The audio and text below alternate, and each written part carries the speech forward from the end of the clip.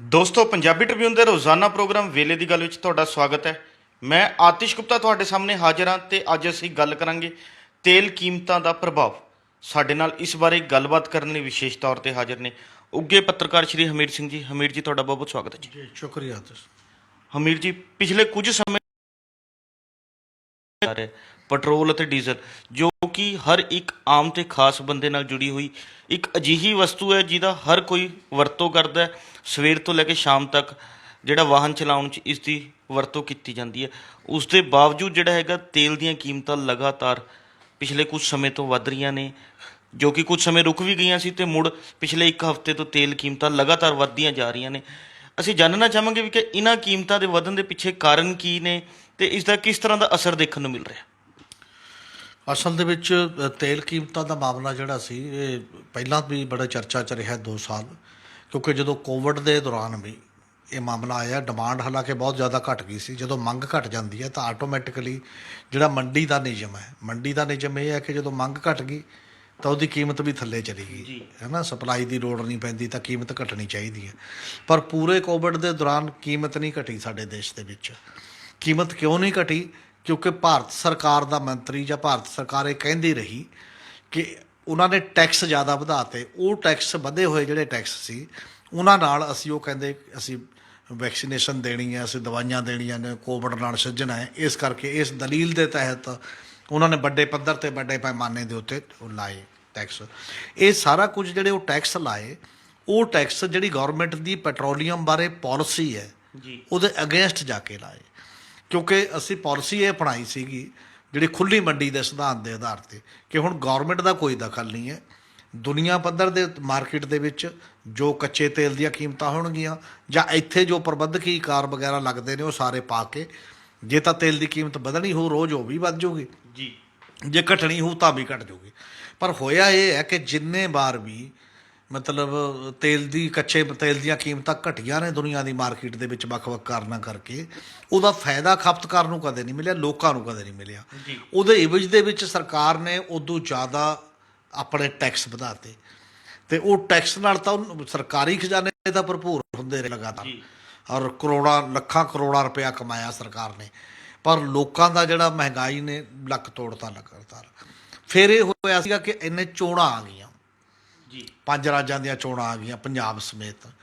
ਉਦੋਂ ਸਭ ਨੇ ਰਲ ਮਿਲ ਕੇ ਸੋਚਿਆ ਕਿ ਨਹੀਂ, ਹੁਣ ਇੱਕ ਵਾਰ ਲੋਕਾਂ ਦਾ ਰੁਝਾਨ ਹੈ, ਲੋਕ ਮਹਿੰਗਾਈ ਤੋਂ ਤੰਗ ਆ ਗਏ ਨੇ, ਆਪਾਂ ਨੂੰ ਕੁਝ ਕਰਨਾ ਪਏਗਾ। ਫਿਰ ਉਹ ਚੋਣਾਂ ਤੋਂ ਪਹਿਲਾਂ, ਜਦੋਂ ਨੋਟੀਫਿਕੇਸ਼ਨ ਤੋਂ ਪਹਿਲਾਂ, ਇਹਨਾਂ ਨੇ ਕੀ ਕੀਤਾ ਕਿ 15 ਰੁਪਏ ਡੀਜ਼ਲ ਅਤੇ 10 ਰੁਪਏ ਪੈਟਰੋਲ ਦੇ ਜਿਹੜੇ ਨੇ ਉਹ ਡਿਊਟੀ ਘਟਾਤੀ। ਉਹ ਘਟਾਉਣ ਨਾਲ ਨੀਚੇ ਚਲਾ ਗਿਆ। ਫਿਰ ਉਹ ਪ੍ਰੈਸ਼ਰ ਸਰਕਾਰਾਂ 'ਤੇ ਇੱਧਰ ਵੀ ਪਿਆ। ਪੰਜਾਬ ਦੀ ਸਰਕਾਰ ਨੇ ਵੀ ਉਵੇਂ ਹੀ ਕੀਤਾ ਸੀ। ਜਿਹੜੇ ਆਪਣੇ ਟੈਕਸ ਘਟਾਏ, ਉਹਨਾਂ ਟੈਕਸਾਂ ਨਾਲ ਲੋਕਾਂ ਨੂੰ ਲੱਗਿਆ ਕਿ ਰਿਲੀਫ ਸ਼ਾਇਦ ਮਿਲ ਰਹੀ ਹੈ। ਜਦੋਂ 100 ਕ੍ਰਾਸ ਕਰ ਗਿਆ ਸੀ ਅਤੇ ਉਹ 100 ਤੋਂ ਫਿਰ ਨੀਚੇ ਆਏ ਸੀਗੇ ਉਹਨਾਂ ਟੈਕਸਾਂ ਦੀ ਕਮੀ ਦੇ ਨਾਲ। ਅਤੇ ਹੁਣ ਚੱਲਦੇ ਦੌਰਾਨ ਇੱਕ ਸਾਡੇ ਸਾਹਮਣੇ ਮਾਹੌਲ ਫਿਰ ਦੁਬਾਰਾ ਆ ਗਿਆ। ਮਾਹੌਲ ਕਿਉਂਕਿ ਤਾਂ ਵੀ ਇੱਕ ਤਾਂ ਹੁੰਦਾ ਕਿ ਸਾਡਾ 80 ਤੋਂ 82% ਜਿਹੜਾ ਤੇਲ ਹੈ, ਕੱਚਾ ਤੇਲ ਹੈ, ਅਸੀਂ ਬਾਹਰੋਂ ਮੰਗਵਾਉਂਦੇ ਹਾਂ ਜਿਹਦੀ ਲੋੜ ਉਸ ਲੈਵਲ 'ਤੇ ਹੈ। ਪਰ ਕੀ ਇਹੀ ਇਕੱਲਾ ਕਾਰਨ ਹੈ ਕਿ ਬਾਹਰ ਤੇਲ ਦੀਆਂ ਕੀਮਤਾਂ ਵੱਧ ਜਾਂਦੀਆਂ ਨੇ ਤਾਂ ਹੀ ਵੱਧਦੀਆਂ ਨੇ ਸਾਡੇ? ਇਹ ਇਕੱਲਾ ਕਾਰਨ ਨਹੀਂ। ਸਰਕਾਰ ਭਾਵੇਂ ਇਹ ਪ੍ਰਭਾਵ ਦੇਣ ਦੀ ਕੋਸ਼ਿਸ਼ ਕਰੇ, ਬਿਨਾਂ ਸ਼ੱਕ ਇਸ ਸਮੇਂ ਮਤਲਬ ਜੰਗ ਲੱਗੀ ਹੋਈ ਹੈ ਜਿਹੜਾ ਰੂਸ ਅਤੇ ਯੂਕਰੇਨ ਦੇ ਦਰਮਿਆਨ, ਅਤੇ ਉਹ ਜੰਗ ਦੇ ਨਾਲ ਇਹ ਸਾਰੀ ਦੁਨੀਆ ਦੇ ਵਿੱਚ ਇਹ ਇੱਕ ਪ੍ਰਭਾਵ ਸੀ ਕਿ ਇਹਦੇ ਨਾਲ ਤੇਲ ਦੀਆਂ ਕੀਮਤਾਂ ਵਧਣਗੀਆਂ। ਕਿਉਂਕਿ ਉਹ ਦੋਨੋਂ ਖਾਸ ਤੌਰ ਤੇ ਰੂਸ ਜਿਹੜਾ ਤੇਲ ਦੀ ਵੱਡਾ ਤੇਲ ਉਤਪਾਦਕ ਹੈ ਅਤੇ ਉਹ ਸਾਰੇ ਦੁਨੀਆ ਦੇ ਦੇਸ਼ਾਂ ਨੂੰ ਸਪਲਾਈ ਕਰਦਾ ਤੇਲ, ਉਹਦੇ ਨਾਲ ਇਹਦਾ ਫਰਕ ਪਏਗਾ। ਸਾਡੇ ਉਹਦੇ ਭਾਰਤ ਸਰਕਾਰ ਦੇ ਨਾਲ ਦੇ ਫੈਸਲੇ ਨੇ ਕੀ ਕੀਤਾ? ਇੱਕ ਤਾਂ ਪਹਿਲਾਂ ਤਾਂ ਉਹਨਾਂ ਨੇ ਇਹ ਕਿਹਾ ਕਿ ਗੈਸ ਦੀ ਸਬਸਿਡੀ ਬੰਦ ਕਰ ਦਿਓ। ਜਿਹੜਾ ਸਿਲੰਡਰ ਕਰੂਗਾ ਐਵੇਂ, ਉਹਨੂੰ ਪਹਿਲਾਂ ਖਾਤਿਆਂ 'ਚ ਪਾਵਾਂਗੇ, ਜਿਹੜਾ ਵੱਡਾ ਬੰਦਾ ਉਹ ਕਰ ਦਿਓ। ਹੌਲੀ ਹੌਲੀ ਉਹ ਗੈਸ ਸਬਸਿਡੀ ਲਗਭਗ ਖਤਮ ਕਰ ਗਈ ਹੈ ਸਭ ਨੂੰ ਹੀ, ਸਾਰੇ ਬੰਦਿਆਂ ਨੂੰ। ਇਸੇ ਕਰਕੇ ਕਿਹਾ ਜਾਣ ਲੱਗਿਆ, ਜਦੋਂ ਵੋਟਾਂ 'ਚ ਆਪਾਂ ਸੁਣਦੇ ਹਾਂ ਵੱਖ-ਵੱਖ ਰਾਜਾਂ 'ਚ, ਕਿ ਗੈਸ ਇੱਕ ਵਾਰ ਗੈਸ ਸਿਲੰਡਰ ਦੇਤਾ ਅਤੇ ਚੁੱਲ੍ਹਾ ਦੇਤਾ ਗੌਰਮੈਂਟ ਨੇ ਮੁਫਤ, ਮੁੜ ਕੇ ਭਰਾਉਣ ਦੀ ਹੈਸੀਅਤ ਨਹੀਂ ਹੋਈ ਕਿਉਂਕਿ ਲੋਕਾਂ ਦੀ ਆਮਦਨ ਨਹੀਂ ਆ ਉਸ ਲੈਵਲ 'ਤੇ ਵਧੀ ਅਤੇ ਉਸ ਲੈਵਲ 'ਤੇ ਚੱਲਦਾ ਗਿਆ। ਅਤੇ ਹੁਣ ਇਹ ਕਿਹਾ ਜਾਂਦਾ ਕਿ ਪ੍ਰਤੀ ਬੈਰਲ ਤੇਲ, ਕੱਚਾ ਤੇਲ ਬਾਹਰ ਵੱਧ ਗਿਆ, ਜਦ ਕਿ ਇਹਨਾਂ ਦਿਨਾਂ ਦੇ ਵਿੱਚ ਜਿਹੜੇ ਪਿੱਛੇ $139 ਦਾ ਪ੍ਰਤੀ ਬੈਰਲ ਵੀ ਹੋ ਹਟਿਆ ਤੇਲ, ਹੁਣ ਉਦੋਂ ਘੱਟ ਹੈ ਅਤੇ 102, 103, 111 ਤੱਕ ਗਿਆ ਸਾਰਾ ਹੈ। ਅਤੇ ਜਦੋਂ ਉਦੋਂ ਘੱਟ ਹੈ ਤਾਂ ਇਹ ਫਿਰ ਵਧਿਆ ਕਿਉਂ? 5 ਰਾਜਾਂ ਦੀਆਂ ਚੋਣਾਂ ਤੱਕ ਸਾਰੇ ਰੋਕਿਆ ਕਿਵੇਂ ਗਿਆ ਇਹ? ਜੀ ਬਿਲਕੁਲ। ਜੇ ਇਹ ਕਹਿੰਦੇ ਆ ਕਿ ਨਹੀਂ ਹੈ, ਤੇ ਇਹਦਾ ਮਤਲਬ ਸਰਕਾਰ ਦੇ ਕੰਟਰੋਲ 'ਚ ਅੱਜ ਵੀ ਕਾਫੀ ਕੁਛ ਹੈ। ਸਰਕਾਰ ਕੰਪਨੀਆਂ ਨੂੰ ਵੀ ਕਹਿੰਦੀ ਹੈ ਵੀ ਨਹੀਂ, ਵੀ ਤੁਸੀਂ ਮਤਲਬ ਹੋਰ ਨਹੀਂ ਵਧਾਉਣਾ ਫਿਲਹਾਲ, ਅੱਜ ਅਸੀਂ ਵੋਟਾਂ ਲੈਣੀਆਂ ਨੇ। ਤੇ ਜਦੋਂ ਵੋਟਾਂ ਦਾ ਸਾਰਾ ਕੰਮ ਨਿਬੜ ਜਾਂਦਾ ਹੈ, ਉਦੋਂ ਬਾਅਦ ਫਿਰ ਉਹੀ ਤਰਤੀਬ ਤੁਸੀਂ ਸ਼ੁਰੂ ਕਰ ਦਿੰਦੇ ਹੋ ਵੀ ਚਲੋ ਜੀ ਠੀਕ ਹੈ। ਤੇ ਇਸ ਸਾਰੇ ਮਾਮਲੇ ਦੇ ਵਿੱਚ ਕੀ ਹੋਇਆ ਕਿ ਬਾਵਜੂਦ ਇਹਦੇ ਕਿ ਇਤਿਹਾਸਿਕ ਤੌਰ ਤੇ ਜਿੰਨੇ ਦਾ ਕੱਚਾ ਮਾਲ ਹੋਣ ਆਉਂਦਾ ਹੈ, ਉਹਦੇ ਹੋਣ ਦੇ ਬਾਵਜੂਦ ਤੇਲ 80-80 ਰੁਪਏ ਤੱਕ ਵੀ ਵਿਕਦਾ ਰਿਹਾ, 70-80 ਰੁਪਏ ਲੀਟਰ। ਹੁਣ 100 ਤੋਂ ਵੱਧ ਕਿਉਂ ਵਿਕ ਰਿਹਾ? 100 ਤੋਂ ਵੱਧ ਇਸ ਕਰਕੇ ਵਿਕ ਰਿਹਾ ਕਿ ਸਾਡੇ ਜਿਹੜੇ ਟੈਕਸ ਪ੍ਰਣਾਲੀ ਦਾ ਸੈਟਅਪ ਹੈ, ਟੈਕਸ ਪ੍ਰਣਾਲੀ ਜਿਹੜਾ ਓਰੀਜਨਲ ਤੇਲ ਜਿੰਨਾ ਦਾ ਮਿਲਦਾ ਹੈ, ਉਹਦੇ ਤੋਂ ਮਤਲਬ ਲਗਭਗ 60% ਦੇ ਨੇੜੇ ਟੈਕਸ ਚਲੇ ਜਾਂਦੇ ਨੇ। ਜਦੋਂ 60% ਦੇ ਨੇੜੇ ਟੈਕਸ ਚਲੇ ਜਾਂਦੇ ਨੇ ਤਾਂ ਟੈਕਸ ਨਾਲ ਸਰਕਾਰੀ ਖਜ਼ਾਨਾ ਭਰਦਾ, ਲੋਕਾਂ ਤੇ ਬੋਝ ਪੈਂਦਾ। ਔਰ ਜੇ ਇਸੇ ਕਰਕੇ ਇੱਕ ਮੰਗ ਉੱਠ ਰਹੀ ਹੈ ਲਗਾਤਾਰ, ਹਾਲਾਂਕਿ GST ਜਿਹੜੀ ਹੈ, GST ਨੇ ਰਾਜਾਂ ਦੇ ਹੱਕ ਖੋਏ ਨੇ, ਟੈਕਸ ਲਾਉਣ ਦਾ ਸਿਸਟਮ ਖੋਇਆ ਹੈ। ਔਰ ਕੇਂਦਰ ਸਰਕਾਰ ਨੇ ਰਾਜਾਂ ਨਾਲ ਇੱਕ ਹੋਰ ਚਲਾਕੀ ਕੀਤੀ ਹੈ। ਹੁਣ ਉਹ ਕੀ ਕਰਦੇ ਨੇ, ਉਹ ਡਿਊਟੀ ਨਹੀਂ ਲਾਉਂਦੇ, ਉਹ ਐਡੀਸ਼ਨਲ ਡਿਊਟੀ ਜਾਂ ਸੈਸ ਲਾਉਂਦੇ ਨੇ। ਕਿਉਂਕਿ ਜੇ ਡਿਊਟੀ ਲਾ ਦਿੰਦੇ ਨੇ, ਵਧਾ ਦਿੰਦੇ ਨੇ ਕਸਟਮ ਡਿਊਟੀ ਜਾਂ ਬਾਕੀ ਦੀ ਜਾਂ ਐਕਸਾਈਜ਼ ਡਿਊਟੀ, ਉਹਦੇ ਨਾਲ ਕੀ ਹੁੰਦਾ, ਉਹਦੇ ਨਾਲ ਰਾਜਾਂ ਨਾਲ ਸ਼ੇਅਰ ਵੰਡਣਾ ਪੈਂਦਾ। ਉਹ ਜਿਹੜਾ ਹਿੱਸਾ ਰਾਜਾਂ ਨੂੰ ਜਿਵੇਂ 42% ਸ਼ੇਅਰ ਹੁਣ ਆਉਂਦਾ ਤੇ ਉਹਦਾ ਵੰਡਣਾ ਪਊਗਾ। ਤੇ ਜੇ ਸੈਸ ਲਾਉਂਦੇ ਹੋ ਤੇ ਐਡੀਸ਼ਨਲ ਡਿਊਟੀ ਲਾਉਂਦੇ ਹੋ ਤਾਂ ਸਰਕਾਰ ਪਾਬੰਦ ਨਹੀਂ ਹੈ ਕਿ ਉਹ ਰਾਜਾਂ ਨਾਲ ਵੀ ਵੰਡੇ। ਉਹ ਇੱਕ ਖੇਡ ਖੇਡੀ ਜਾ ਰਹੀ ਹੈ ਰਾਜਾਂ ਦੇ ਮਾਮਲੇ ਦੇ ਵਿੱਚ ਵੀ, ਤੇ ਇਸੇ ਲਈ ਇਹਦਾ ਵੱਡਾ ਉੱਥੇ ਜਾਂਦਾ। ਹਾਂ, ਰਾਜਾਂ ਨੇ ਵੀ ਬੈਟ ਲਾਏ ਹੋਏ ਨੇ ਤੇਲ ਦੇ ਉੱਤੇ, ਤੇ ਉਹ ਬੈਟ ਨਾਲ ਜਿੰਨਾ ਕੁ ਉਹਨਾਂ ਨੂੰ ਫਾਇਦਾ ਹੁੰਦਾ, ਜਿੰਨਾ ਉਹਦੇ ਸਰਕਾਰੀ ਖਜ਼ਾਨੇ 'ਚ ਜਾਂਦਾ, ਉਹ ਵੀ ਜਾਂਦਾ। ਇਸੇ ਕਰਕੇ ਰਲ ਮਿਲ ਕੇ ਸਭ ਤੋਂ ਵੱਡੀ ਭੂਮਿਕਾ ਕੇਂਦਰ ਸਰਕਾਰ ਦੀ ਹੈ ਅਤੇ ਉਹਦੇ ਨਾਲ ਐਡੀਸ਼ਨਲ ਭੂਮਿਕਾ ਸੂਬਾ ਸਰਕਾਰਾਂ ਦੀ ਹੈ ਕਿ ਜੇ ਉਹ ਲੋਕਾਂ ਤੋਂ ਦੇ ਰਾਹਤ ਚਾਹੁੰਦੇ ਨੇ ਕਿ ਲੋਕਾਂ ਨੂੰ ਬਹੁਤ ਜ਼ਿਆਦਾ ਤਕਲੀਫ ਨਾ ਹੋਵੇ, ਇੰਨੀ ਮਹਿੰਗਾਈ ਨਾ ਹੋਵੇ, ਤਾਂ ਉਹਨਾਂ ਨੂੰ ਆਪਣੇ ਟੈਕਸ ਪ੍ਰਣਾਲੀ ਨੂੰ ਮਤਲਬ ਦਰੁਸਤ ਕਰਨਾ ਪਏਗਾ, ਉਹ ਘਟਾਉਣਾ ਪਏਗਾ ਬੋਝ। ਤੁਸੀਂ ਓਨਾ ਕੁ ਰੱਖ ਲਓ ਜਿੰਨਾ ਪੁਰਾਣਾ ਤੁਹਾਨੂੰ ਮਿਲਦਾ ਜਾਂਦਾ। ਘੱਟੋ ਘੱਟ ਨਵਾਂ ਜਿਹੜਾ ਬੋਝ ਪੈਣਾ ਉਹ ਤਾਂ ਬੰਦ ਕਰ ਦਿਓ ਨਾ, ਉਹਨਾਂ ਤਾਂ ਟੈਕਸ ਨਾਲ ਘਟਾ ਕੇ ਕੋਸ਼ਿਸ਼ ਕਰੋ, ਸ਼ੁਰੂ ਕਰੋ। ਪਰ ਸਰਕਾਰਾਂ ਉਸ ਪਾਸੇ ਵੱਲ ਦੇਖ ਨਹੀਂ ਰਹੀਆਂ। ਇਹਦਾ ਪ੍ਰਭਾਵ ਲੋਕਾਂ 'ਤੇ ਪੈਂਦਾ। ਗੈਸ ਲਗਭਗ ਪੂਰੇ ਦਾ ਹੋ ਗਿਆ, ਪੈਟਰੋਲ ਤੁਹਾਡੇ ਸਾਹਮਣੇ ਹੈ, ਡੀਜ਼ਲ ਖਾਸ ਤੌਰ 'ਤੇ ਅਸਰ ਕਰਦਾ ਜ਼ਿਆਦਾ ਲੋਕਾਂ 'ਤੇ। ਡੀਜ਼ਲ ਇਸ ਕਰਕੇ ਅਸਰ ਕਰਦਾ ਕਿ ਟੋਟਲ ਟਰਾਂਸਪੋਰਟ ਦਾ ਜਿਹੜਾ ਸਿਸਟਮ ਹੈ ਉਹ ਡੀਜ਼ਲ 'ਤੇ ਚੱਲਦਾ। ਐਗਰੀਕਲਚਰ ਦਾ ਜਿਹੜਾ ਸਿਸਟਮ ਹੈ ਕਾਫੀ ਵੱਡਾ ਹੱਦ ਤੱਕ ਡੀਜ਼ਲ ਖਪਤ ਹੁੰਦਾ ਉਹਦੇ 'ਚ। ਅਤੇ ਜਦੋਂ ਉਹਦੀ ਉਤਪਾਦਨ ਲਾਗਤ ਵੱਧ ਜਾਂਦੀ ਹੈ ਉਸ ਦੇ ਨਾਲ, ਤਾਂ ਉਹਦੇ ਨਾਲ ਸਾਰੇ ਪਾਸੇ ਮਹਿੰਗਾਈ ਦਾ ਵਧਣਾ ਜਿਹੜਾ ਇੱਕ ਸੁਭਾਵਿਕ ਜੀ ਗੱਲ ਹੈ ਕਿ ਸਾਰੇ ਪਾਸੇ ਮਹਿੰਗਾਈ ਵੱਧ ਗਈ ਹੈ। ਜਦੋਂ ਸਾਰੇ ਪਾਸੇ ਮਹਿੰਗਾਈ ਵੱਧਦੀ ਹੈ ਤਾਂ ਲੋਕਾਂ ਦੀ ਰੀਅਲ ਆਮਦਨ ਨੀਚੇ ਚਲੀ ਜਾਂਦੀ ਹੈ। ਅੱਜ ਦੇ ਮਾਹੌਲ 'ਚ ਬਹੁਤ ਇੰਪੋਰਟੈਂਟ ਗੱਲ ਹੈ, ਜਦੋਂ ਕਰੋਨਾ ਦੇ ਦੌਰ 'ਚੋਂ ਨਿਕਲੇ ਲੋਕ, ਔਰ ਉਦੋਂ ਤੋਂ ਲੈ ਕੇ 84% ਲੋਕਾਂ ਦੀ ਆਮਦਨ ਘਟੀ ਹੈ, ਲਗਾਤਾਰ ਘਟਦੀ ਜਾ ਰਹੀ ਹੈ। ਲੋਕਾਂ ਨੂੰ ਨਵਾਂ ਰੁਜ਼ਗਾਰ ਉਪਲਬਧ ਨਹੀਂ ਹੈ ਔਰ ਕਿਸੇ ਦੀ ਆਮਦਨ ਵਧਾਈ ਦਾ ਕੋਈ ਬਹੁਤ ਜ਼ਿਆਦਾ ਪ੍ਰੋਗਰਾਮ ਵੀ ਨਹੀਂ ਹੈ। ਤਾਂ ਇਹੋ ਜਿਹੇ ਮਾਹੌਲ ਦੇ ਵਿੱਚ ਤੇਲ ਦੀਆਂ ਕੀਮਤਾਂ ਦਾ ਜਿਹੜਾ ਲਗਾਤਾਰ ਵਧਣਾ, ਇਹ ਕਾਫੀ ਮਹਿੰਗਾ ਸੌਦਾ ਮੈਨੂੰ ਲੱਗਦਾ ਆਮ ਲੋਕਾਂ ਦੇ ਵਾਸਤੇ। ਹਮੀਰ ਜੀ, ਤੇਲ ਦੀ ਕੀਮਤਾਂ ਤਾਂ ਵੱਧਦੀਆਂ ਜਾ ਰਹੀਆਂ ਨੇ, ਅਸੀਂ ਜਾਣਨਾ ਚਾਹਾਂਗੇ ਤੇਲ ਦੀਆਂ ਕੀਮਤਾਂ ਦਾ ਅਸਰ ਹੋਰ ਕਿਹੜੇ-ਕਿਹੜੇ ਖੇਤਰ 'ਤੇ ਪੈਂਦਾ ਹੈ, ਜਾਂ ਤੇਲ ਦੀ ਕੀਮਤਾਂ ਕਰਕੇ ਜਿਹੜਾ ਹੈ ਮਹਿੰਗਾਈ ਵੱਧ ਰਹੀ ਹੈ, ਇਸ ਦੇ ਪਿੱਛੇ ਕੀ ਕਾਰਨ ਰਹਿੰਦੇ ਨੇ? ਇਹਦੇ ਪਿੱਛੇ ਕਾਰਨ ਇਹੀ ਨੇ ਕਿ ਜਿਹੜੀਆਂ ਵੀ ਚੀਜ਼ਾਂ ਕਿਸੇ ਦੂਜੇ 'ਤੇ ਅਸਰ ਪਾਉਂਦੀਆਂ ਨੇ, ਜਿਵੇਂ ਜੰਗ ਜਿਹੜੀ ਅਸਰ ਪਾਉਂਦੀ ਹੈ ਇਕੱਲੇ ਤੇਲ ਨਾਲ ਨਹੀਂ। ਆਪਾਂ ਕਹਿੰਦੇ ਜੰਗ ਲੱਗ ਗਈ ਜੀ, ਜੰਗ ਨੇ ਬਹੁਤ ਚੀਜ਼ਾਂ 'ਤੇ ਅਸਰ ਪਾਇਆ ਲੋਕਾਂ ਦੀਆਂ 'ਤੇ। ਜੰਗ ਲੱਗ ਗਈ ਅਤੇ ਜਿਹੜੀਆਂ ਖਾਣ ਵਾਲੀਆਂ ਮਤਲਬ ਕਣਕ ਜਿਹੜੀ ਸੀ, ਉਹ 40% ਕਣਕ ਦੁਨੀਆ ਦੀ ਯੂਕਰੇਨ ਅਤੇ ਰੂਸ ਐਕਸਪੋਰਟ ਕਰਦਾ, ਲੋਕਾਂ ਨੂੰ ਦਿੰਦਾ ਵੱਖ-ਵੱਖ ਥਾਵਾਂ 'ਤੇ। ਲੱਗੀ ਹੋਈ ਜੰਗ 'ਚ ਤਾਂ ਇਹ ਸੰਭਵ ਨਹੀਂ ਹੈ, ਤਾਂ ਆਟੋਮੈਟਿਕਲੀ ਹੈ ਕਿ ਕਣਕ ਦੇ ਰੇਟ ਵੀ ਵਧਣਗੇ। ਬਾਕੀ ਐਤਕੀ ਵੀ ਤੁਸੀਂ ਦੇਖੋ ਕਿ FCI ਅਤੇ ਪ੍ਰਾਈਵੇਟ ਵਪਾਰੀ ਵੀ ਤਿਆਰ ਹੋ ਗਏ ਕਿ ਆਪਾਂ ਖਰੀਦ ਲਾਂਗੇ, ਕੋਈ ਨਹੀਂ, ਬਾਹਰ ਚਲੀ ਜਾਊਗੀ ਕਿਤੇ ਨਾ ਕਿਤੇ। ਇਸੇ ਤਰ੍ਹਾਂ ਜਦੋਂ ਜੰਗਾਂ ਲੱਗਦੀਆਂ ਨੇ ਤਾਂ ਸਿੱਧਾ ਅਸਰ ਪੈਂਦਾ ਅਤੇ ਤੇਲ ਦੀਆਂ ਕੀਮਤਾਂ 'ਤੇ ਵੀ ਅਸਰ ਪੈਂਦਾ।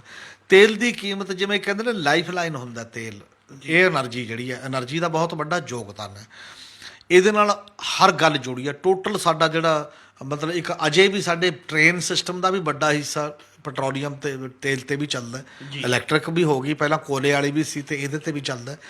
ਅਜੇ ਵੀ ਸਾਡਾ ਬਹੁਤ ਜ਼ਿਆਦਾ ਇੰਡਸਟਰੀ ਦਾ ਇੱਕ ਹਿੱਸਾ ਵੀ ਕੁਛ ਇਹਦੇ 'ਤੇ ਡਿਪੈਂਡੈਂਟ ਹੈ। ਅਜੇ ਟਰਾਂਸਪੋਰਟ ਤਾਂ ਲਗਭਗ ਇਹਦੇ 'ਤੇ, ਦੂਜੀ ਸੜਕ ਰੋਡ ਟਰਾਂਸਪੋਰਟ ਤਾਂ ਹੈਗੀ, ਉਹ ਜਿੰਨੇ ਵੀ ਵਹੀਕਲ ਨੇ ਵੱਡੇ ਪੱਧਰ ਦੇ ਉੱਤੇ ਇਹਦੇ 'ਤੇ ਨੇ। ਤਾਂ ਜਿਵੇਂ ਜਿਵੇਂ ਤੇਲ ਦੀ ਮਹਿੰਗਾਈ ਹੋਊ ਤਾਂ ਸੁਭਾਵਕ ਹੈ ਉਹ ਵੀ ਉਹਨਾਂ ਨੇ ਆਪਣਾ ਭਾੜਾ ਵਧਾ ਦੇਣਾ, ਆਪਣਾ ਸਿਸਟਮ, ਕਿਉਂਕਿ ਉਹ ਤਾਂ ਪ੍ਰਾਈਵੇਟ ਸੈਕਟਰ ਆਪਾਂ ਕਿਸੇ ਤੋਂ ਪੁੱਛਣ ਦੀ ਲੋੜ ਨਹੀਂ ਹੈ। ਬਿਲਕੁਲ ਉਹਨੇ ਤਾਂ ਇਹੀ ਕਹਿ ਦੇਣਾ ਕਿ ਭਾਈ ਪੈਟਰੋਲ ਇੰਨਾ ਮਹਿੰਗਾ ਹੋ ਗਿਆ ਜਾਂ ਡੀਜ਼ਲ ਇੰਨਾ ਮਹਿੰਗਾ ਹੋ ਗਿਆ, ਮੈਂ ਜੇ ਬੰਬੇ ਤੋਂ ਅੰਮ੍ਰਿਤਸਰ ਆਉਣਾ ਹੈ ਜਾਂ ਮੈਂ ਕਿਤੋਂ ਹੋਰ ਚੀਜ਼ਾਂ ਲੈਣੀਆਂ ਨੇ, ਚਾਹੇ ਉਹ ਪੈਸੇਂਜਰ ਹੋਵੇ ਚਾਹੇ ਉਹ ਮਾਲ ਭਾੜਾ ਹੋਵੇ, ਜਦੋਂ ਮਾਲ ਭਾੜਾ ਤੋਂ ਟੋਟਲ ਵੱਧ ਜਾਣਾ ਹੈ ਤਾਂ ਉਹ ਮਾਲ ਭਾੜੇ ਦੇ ਨਾਲ ਜੁੜੀ ਹੋਈ ਚੀਜ਼ ਅੱਗੇ ਹੈ ਕਿ ਉਹਦਾ ਰੇਟ ਸੁਭਾਵਕ ਹੈ ਕਿ ਥੋਕ 'ਚ ਵਧਣਾ ਹੈ, ਫਿਰ ਪਰਚੂਨ 'ਚ ਵਧਣਾ ਹੈ, ਅੰਤ ਨੂੰ ਜਾ ਕੇ ਉਹ ਲੋਕਾਂ ਦੀ ਜੇਬ 'ਤੇ ਪੈਣਾ ਹੈ। ਬਿਲਕੁਲ ਜਿਹਨੇ ਖਰੀਦਣਾ ਹੈ ਤਾਂ ਉਹ ਟੋਟਲ ਵਧੀ ਹੋਈ ਮਹਿੰਗਾਈ ਉਹਦੇ ਵਿੱਚ ਜੋੜ ਦੇਗਾ, ਦੁਕਾਨਦਾਰ ਲਾਸਟ ਉੱਥੇ ਤੱਕ ਜਾਂਦੇ ਜਾਂਦੇ। ਇਹਦੇ ਨਾਲ ਸਮੁੱਚੇ ਲੋਕਾਂ ਦਾ ਜਿਹੜਾ ਇੱਕ ਮਹਿੰਗਾਈ ਹੈ, ਤੁਸੀਂ ਖਾਣ ਪੀਣ ਵਾਲੀਆਂ ਚੀਜ਼ਾਂ ਦੀ ਵੀ ਮਹਿੰਗਾਈ ਅੱਜ ਕੱਲ੍ਹ ਜਿੰਨੀ ਹੋ ਰਹੀ ਹੈ, ਬਾਕੀ ਚੀਜ਼ਾਂ ਦੀ ਵੀ ਮਹਿੰਗਾਈ ਜਿੰਨੀ ਹੋ ਰਹੀ ਹੈ, ਉਹਦੇ 'ਚ ਹੋਰਾਂ ਚੀਜ਼ਾਂ ਦਾ ਵੀ ਅਸਰ ਹੈ, ਪਰ ਤੇਲ ਦੀਆਂ ਕੀਮਤਾਂ ਦਾ ਅਸਰ ਵੀ ਸਾਫ਼ ਦਿਖਾਈ ਦੇ ਰਿਹਾ। ਜਦੋਂ ਮਹਿੰਗਾਈ ਵੱਧਦੀ ਹੈ ਤਾਂ ਲੋਕਾਂ 'ਤੇ ਜੀਵਨ 'ਤੇ ਅਸਰ ਪੈਂਦਾ ਹੈ, ਔਰ ਮਹਿੰਗਾਈ ਵੱਧਦੀ ਹੈ ਤਾਂ ਤੁਹਾਡੀ ਰਸੋਈ 'ਤੇ ਚੈੱਕ ਲੱਗਦਾ ਸਭ ਤੋਂ ਜ਼ਿਆਦਾ। ਜਿਹੜਾ ਗਰੀਬ ਆਦਮੀ ਹੈ ਜਾਂ ਆਮ ਸਧਾਰਨ ਆਦਮੀ ਹੈ, ਤੇ ਜੇ ਉਹ ਪੈਸੇ ਬਚਾਉਣੇ ਚਾਹੂਗਾ ਉਹਨੇ ਕਿ ਤਾਂ ਕਿੱਥੋਂ ਬਚਾਊਗਾ? ਸਭ ਤੋਂ ਪਹਿਲਾਂ ਜੀ ਬਿਲਕੁਲ ਉਹਦੀ ਕਿਚਨ 'ਤੇ ਅਸਰ ਪੈਂਦਾ ਹੈ। ਜੇ ਉਹਦਾ ਕਾਸਕੇਡਿੰਗ ਅਸਰ ਕਹਿੰਦੇ ਨੇ ਵੀ ਲਗਾਤਾਰ ਵਰਤਾਰਾ ਵਾਪਰਦਾ ਕਿਵੇਂ ਹੈ। ਜਦੋਂ ਰਸੋਈ ਦੇ ਵਿੱਚ ਪੌਸ਼ਟਿਕ ਭੋਜਨ ਤੱਕ ਤੁਸੀਂ ਦੇ ਨੇੜੇ ਨਹੀਂ ਜਾਂਦੇ, ਉਹਦੇ 'ਚ ਕਮੀ ਆ ਜਾਂਦੀ ਹੈ, ਤਾਂ ਮੁੜ ਕੇ ਤੁਹਾਡੀ ਸਿਹਤ ਪ੍ਰਭਾਵਿਤ ਹੁੰਦੀ ਹੈ। ਸਿਹਤ ਪ੍ਰਭਾਵਿਤ ਹੁੰਦੀ ਹੈ, ਤੁਹਾਡਾ ਕੰਮ ਪ੍ਰਭਾਵਿਤ ਹੁੰਦਾ ਹੈ, ਕੰਮ ਪ੍ਰਭਾਵਿਤ ਹੁੰਦਾ, ਪੂਰੇ ਦੇਸ਼ ਦੀ GDP 'ਤੇ ਮੁੜ ਕੇ ਅਸਰ ਪੈਂਦਾ। ਇਹ ਇੱਕ ਐਸਾ ਸਾਈਕਲ ਪੈਦਾ ਹੋ ਜਾਂਦਾ ਜਿਹੜੇ ਸਾਈਕਲ ਦੇ ਰੂਪ ਦੇ ਵਿੱਚ ਇੱਕ ਸਰਕਲ ਬਣਦਾ ਅਤੇ ਉਹ ਮੋੜਵੇਂ ਰੂਪ ਦੇ ਵਿੱਚ ਸਮੁੱਚੇ ਦੇਸ਼ ਦੇ ਵਿਕਾਸ ਦੇ ਢਾਂਚੇ ਨੂੰ ਗੜਬੜਾ ਦਿੰਦਾ।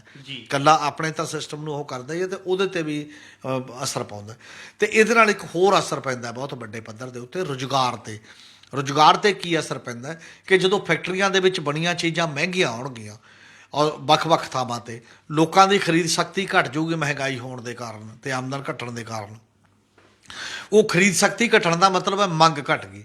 ਮੰਗ ਘਟਣ ਦਾ ਕਾਰਨ ਹੈ ਕਿ ਤੁਹਾਡੀਆਂ ਚੀਜ਼ਾਂ ਨਹੀਂ ਵਿਕਣਗੀਆਂ।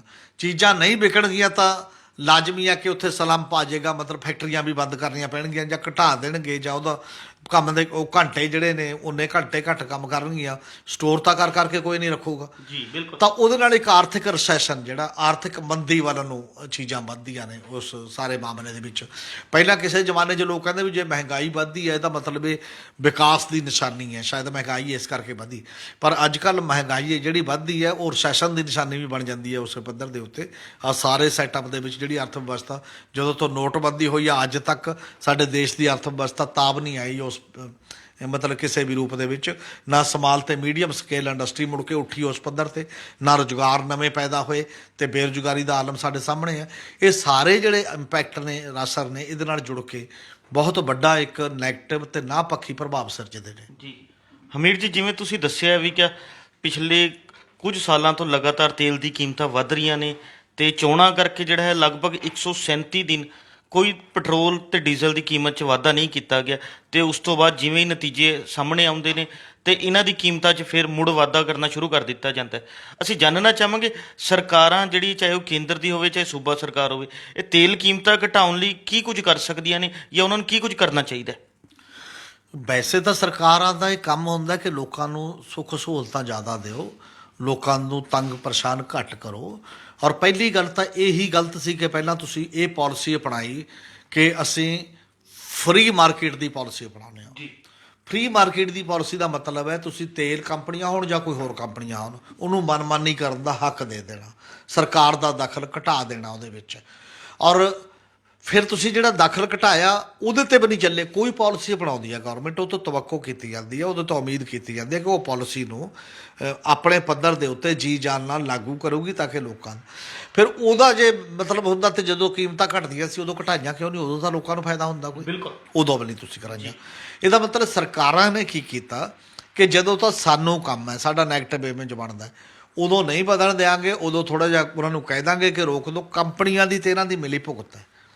ਇਹ ਵੀ ਇੱਕ ਮਾਫੀਆ ਦੀ ਤਰ੍ਹਾਂ ਹੀ ਹੁੰਦਾ, ਆਮ ਬੰਦਿਆਂ ਦੀ, ਆਮ ਲੋਕਾਂ ਨੂੰ ਗੁੰਮਰਾਹ ਕਰਨਾ ਜਾਂ ਉਹਨਾਂ ਨਾਲ ਠੱਗੀ ਠੋਰੀ ਮਾਰਨਾ। ਜਦੋਂ ਸਰਕਾਰ ਅਤੇ ਪ੍ਰਾਈਵੇਟ ਕੰਪਨੀਆਂ ਮਿਲ ਕੇ ਠੱਗੀ ਆਪਣੇ ਲੋਕਾਂ ਦੇ ਖਿਲਾਫ ਮਾਰਨਾ ਸ਼ੁਰੂ ਕਰ ਦੇਣ ਤਾਂ ਫਿਰ ਹੋਰ ਕੌਣ ਹੈ ਬਾਲੀ ਵਾਰਸ ਜਿਹੜਾ ਇਹ ਕਹੂਗਾ ਕਿ ਜੀ ਇਹ ਤੁਸੀਂ ਗੱਲ ਕਰ ਰਹੇ ਹੋ, ਗਲਤ ਕਰ ਰਹੇ ਹੋ ਜਾਂ ਇਹ ਠੀਕ ਨਹੀਂ। ਔਰ ਇਹਦੇ ਨਾਲ ਦੀ ਨਾਲ ਇਹ ਵੀ ਹੈ ਕਿ ਸਰਕਾਰਾਂ ਇਹ ਤਾਂ ਕਰ ਹੀ ਸਕਦੀਆਂ ਨੇ ਕਿ ਆਪਣੇ ਟੈਕਸ ਘਟਾਉਣ। ਜੀ ਆਪਣੇ ਟੈਕਸ ਘਟਾ ਦੇਣਗੀਆਂ ਸਰਕਾਰਾਂ, ਮੈਨੂੰ ਨਹੀਂ ਲੱਗਦਾ ਕਿ ਟੈਕਸ 'ਤੇ ਨੈਗੇਟਿਵ ਅਸਰ ਪਊਗਾ। ਜੇ ਤੇਲ 'ਤੇ ਘਟਾ ਦੇਣਗੀਆਂ ਤਾਂ ਮਹਿੰਗਾਈ ਘਟੂਗੀ, ਓਨਾ ਹੀ ਲੋਕ ਜ਼ਿਆਦਾ ਚੀਜ਼ਾਂ ਖਰੀਦਣ ਲੱਗ ਜਾਣਗੇ, ਹੋਰ ਓਨੀਆਂ ਜ਼ਿਆਦਾ ਖਰੀਦਣਗੇ ਤਾਂ ਲੋਕ ਵੀ ਤਾਂ ਟੈਕਸ ਦਿੰਦੇ ਹੀ ਨੇ। ਬਿਲਕੁਲ। ਮੋੜਵੇਂ ਰੂਪ ਦੇ ਵਿੱਚ ਉਹ ਟੈਕਸ ਵੀ ਜਿਹੜਾ ਉਸ ਲੈਵਲ ਤੇ ਹੋ ਜਾਊਗਾ। ਤੇ ਇੱਕ ਹੋਰ ਤੀਜੀ ਚੀਜ਼, ਗਵਰਨਮੈਂਟ ਨੇ ਸਾਡੇ ਰਾਤ ਨੂੰ ਪਾਰਲੀਮੈਂਟ ਦੇ ਵਿੱਚ ਅੱਧੀ ਰਾਤ ਨੂੰ ਸਾਰੇ ਲੋਕਾਂ ਨੂੰ ਜਗਾਇਆ। ਜਿੱਦਾਂ ਆਜ਼ਾਦੀ ਦਾ ਜਸ਼ਨ ਮਨਾਇਆ ਸੀ ਉਵੇਂ GST ਦਾ ਜਸ਼ਨ ਮਨਾਇਆ ਜੀ ਕਿ ਜੇ ਅਸੀਂ ਇੱਕ ਟੈਕਸ ਇੱਕ ਦੇਸ਼ ਲਾਗੂ ਕਰ ਰਹੇ ਹਾਂ, ਇੱਕ ਦੇਸ਼ ਇੱਕ ਟੈਕਸ, ਇਹ ਬਹੁਤ ਵੱਡੀ ਹੈ ਔਰ ਰੈਵਨਿਊ ਦੇ ਮਾਮਲੇ 'ਚ ਇੱਕ ਆਜ਼ਾਦੀ ਹੈ ਬਹੁਤ ਵੱਡੀ। ਜੀ ਬਿਲਕੁਲ। ਤੇ ਹੁਣ ਤੁਸੀਂ ਉਹਦੇ ਮਾਮਲੇ 'ਚ ਤੇਲ ਨੂੰ ਬਾਹਰ ਕਿਉਂ ਰੱਖਿਆ? ਫਿਰ ਤੇਲ ਉਹਦੇ 'ਚ 18% ਤੋਂ ਵੱਧ ਟੈਕਸ ਨਹੀਂ ਹੈ, ਇਹ 'ਚ 60% ਦੇ ਨੇੜੇ ਟੈਕਸ ਨੇ ਜੀ। ਤੇ ਉਹਨੂੰ GST ਦੀ ਅਧੀਨ ਲਿਆਓ ਫਿਰ ਜੇਕਰ ਸਾਰੇ। ਹਾਂ, ਜਿਹੜੇ ਇੱਕ ਫੈਡਰਲ ਢਾਂਚੇ ਦੇ ਪੱਖ ਤੋਂ ਤਾਂ GST ਗਲਤ ਹੈ, ਉਹ ਰਾਜਾਂ ਨੂੰ ਵੀ ਹੱਕ ਹੋਣਾ ਚਾਹੀਦਾ ਆਪਦਾ ਟੈਕਸ ਲਾਉਣ ਦਾ, ਤੇ ਸੂਬਿਆਂ ਨੂੰ ਮਤਲਬ ਕੇਂਦਰ ਨੂੰ ਵੀ ਹੋਣਾ ਚਾਹੀਦਾ ਆਪਦੇ ਮੁਤਾਬਕ, ਆਪਣੇ ਖਾਸ ਹਾਲਾਤ ਦੇ ਮੁਤਾਬਕ। ਕਿਤੇ ਕੋਈ ਚੀਜ਼ ਜ਼ਿਆਦਾ ਕਿਸੇ ਸਟੇਟ ਨੂੰ ਸ਼ੂਟ ਕਰਦੀ ਹੈ ਉੱਥੇ ਉਹ ਵੱਧ ਵੀ ਲਾ ਸਕਦਾ। ਜਿਵੇਂ ਪੰਜਾਬ ਖੇਤੀ ਪ੍ਰਧਾਨ ਸੂਬਾ ਸੀ, ਖੇਤੀ ਤੇ ਟੈਕਸ ਖੇਤੀ ਦੇ ਸੰਦਾਂ ਤੇ ਘੱਟ ਲਾਉਂਦੇ ਸੀ, ਦੂਜਿਆਂ ਤੇ ਜ਼ਿਆਦਾ ਲਾਉਂਦੇ ਸੀ।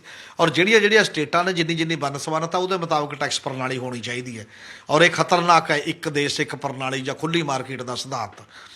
ਪਰ ਦਲੀਲ ਇਸ ਕਰਕੇ ਤਾਂ ਗੌਰਮੈਂਟ ਤੋਂ ਪੁੱਛੀ ਹੋ ਜਾ ਸਕਦੀ ਹੈ ਨਾ ਵੀ ਜੇ ਤੁਸੀਂ ਨਹੀਂ ਮੰਨੀ ਇਸ ਸਾਰੀ ਗੱਲ ਨੂੰ ਤਾਂ ਤੁਸੀਂ GST ਦੇ ਤਹਿਤ ਕਿਉਂ ਨਹੀਂ ਲਿਆਉਂਦੇ? ਇੱਕ ਗੱਲ ਤੇ ਜਿੱਥੇ ਠੱਗੀ ਤੁਸੀਂ ਦੂਜੇ ਪਾਸਿਓਂ ਮਾਰ ਸਕਦੇ ਹੋ ਤਾਂ ਤੁਸੀਂ ਮਾਰ ਰਹੇ ਹੋ, ਜ਼ਬਰਦਸਤੀ ਕਰ ਰਹੇ ਹੋ, ਆਪਦੀ ਤਾਕਤ ਦਾ ਨਜਾਇਜ਼ ਫਾਇਦਾ ਉਠਾ ਰਹੇ ਹੋ, ਅਸੂਲ ਨਹੀਂ ਅਪਣਾ ਰਹੇ। ਔਰ ਜੇ ਉਹ ਅਸੂਲ ਅਪਣਾ ਲਓਗੇ ਤਾਂ ਘੱਟੋ ਘੱਟ ਲੋਕਾਂ ਨੂੰ ਤੁਰੰਤ ਫਾਇਦਾ ਤੇਲ ਦੇ ਮਾਮਲੇ 'ਚ ਵੱਡੇ ਪੱਧਰ ਦੇ ਉੱਤੇ ਮਿਲ ਸਕਦਾ, ਔਰ ਜਿਹੜਾ ਕਿ ਗੌਰਮੈਂਟ ਨਹੀਂ ਕਰ ਰਹੀ। ਔਰ ਅਗਲੀ ਗੱਲ ਇਹ ਹੈ ਕਿ ਇਕੱਲਾ ਇਹ ਗੌਰਮੈਂਟਾਂ ਨੇ ਨਹੀਂ ਮੈਨੂੰ ਲੱਗਦਾ ਕਰਨਾ, ਇਹ ਲੋਕਾਂ ਦੀ ਸਿਆਸੀ ਜਾਗਰੂਕਤਾ ਇਹਦੇ ਤੇ ਅਸਰਅੰਦਾਜ਼ ਹੋਏਗੀ।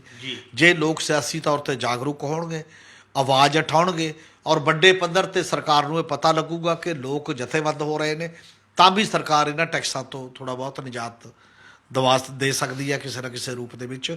ਸਭ ਤੋਂ ਬੜਾ ਸਵਾਲ ਇਹ ਹੈ ਕਿ ਜਿਹੜੇ ਪੀੜਤ ਨੇ, ਜੇ ਪੀੜਤ ਸੋਝੀਵਾਨ ਤੇ ਦਲੇਰ ਹੋ ਕੇ ਗੱਲ ਨਹੀਂ ਕਰਨਗੇ ਤਾਂ ਕਿਸੇ ਨੇ ਉਹਨਾਂ ਦੀ ਪੀੜਾ ਸਮਝਣੀ ਨਹੀਂ, ਕਿਸੇ ਨੇ ਉਹਨਾਂ ਦਾ ਦਰਦ ਸਮਝਣਾ ਨਹੀਂ। ਪ੍ਰਸ਼ਾਸਨ ਤੇ ਸਰਕਾਰਾਂ ਹੁਣ ਉਹਨਾਂ ਸੰਵੇਦਨਸ਼ੀਲ ਨਹੀਂ ਰਹੀਆਂ ਜਿੰਨੀਆਂ ਆਪਣੇ ਆਪ ਸਮਝ ਕੇ ਇਹ ਕਹਿੰਦੀਆਂ ਨੇ ਕਿ ਹਾਂ ਸਾਨੂੰ ਕਰ ਲੈਣਾ ਚਾਹੀਦਾ। ਇਸ ਕਰਕੇ ਇਹ ਬਹੁਤ ਵੱਡਾ ਸਵਾਲ ਖੜ੍ਹਾ ਹੈ। ਚਾਹੇ ਜਮਹੂਰੀਅਤ ਕਹੀ ਜਾਂਦੀ ਹੈ, ਡੈਮੋਕ੍ਰੇਸੀ ਹੈ, ਡੈਮੋਕ੍ਰੇਸੀ 'ਚ ਪਰ ਸਾਡੇ ਇੱਕ ਦਿਨ ਦੀ ਡੈਮੋਕ੍ਰੇਸੀ ਹੈ।